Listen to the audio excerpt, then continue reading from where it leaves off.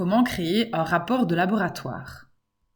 Lorsque l'on fait des expériences ou qu'on est au laboratoire, comment passer de la manipulation à la version écrite, c'est-à-dire au rapport de laboratoire? Comment s'y prendre? C'est le sujet de cette vidéo.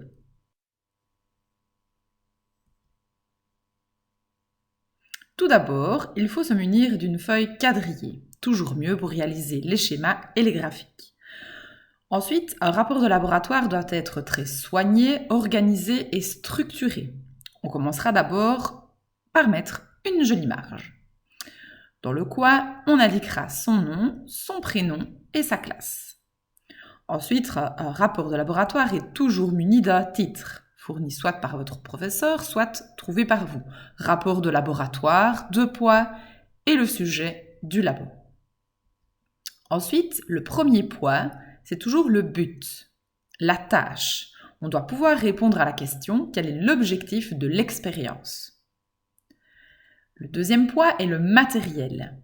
Dans cette rubrique, vous devez pouvoir répondre à la question « Qu'ai-je besoin comme matériel ?»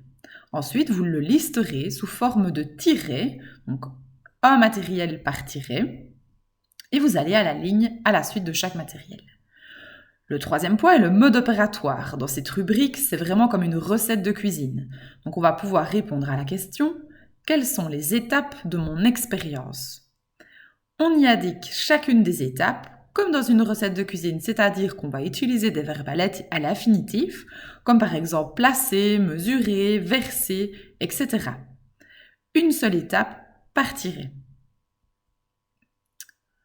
La seconde partie est le schéma. Alors attention, c'est une étape très importante du rapport de laboratoire.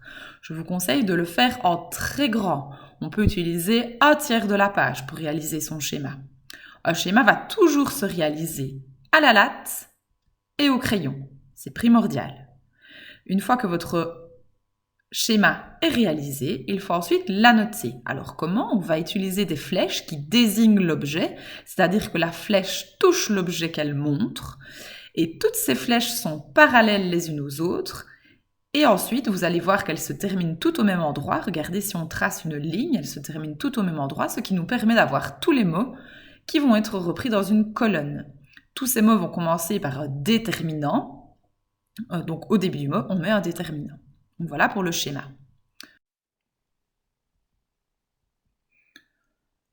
Numéro 4, c'est l'observation. Dans l'observation, on ne met que ce que l'on voit. Donc on répond à la question « Qu'est-ce que j'ai vu ?»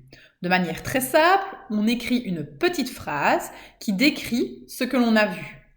Comme par exemple « La lumière s'allume »,« Le moulin tourne »,« L'eau colorée devient rouge », etc. Donc, on ne peut absolument rien expliquer dans cette étape. L'observation il peut aussi s'agir dans l'observation d'un tableau de résultats. Par exemple, si vous avez dû relever la température toutes les minutes, eh bien de manière quantitative, vous allez noter la température que vous avez obtenue à chaque relevé. Ensuite, dans l'étape numéro 5, dans l'interprétation, là, il va s'agir d'expliquer vos résultats. Donc, on va expliquer scientifiquement la raison des résultats que vous avez notés juste au-dessus, donc au point 4 de l'observation. Donc, on répond à la question « Pourquoi ai-je vu cela ?» Et ensuite, le dernier point, c'est la conclusion. Donc, de manière générale, vous allez conclure et répondre à la tâche, au but de votre rapport, de votre expérience.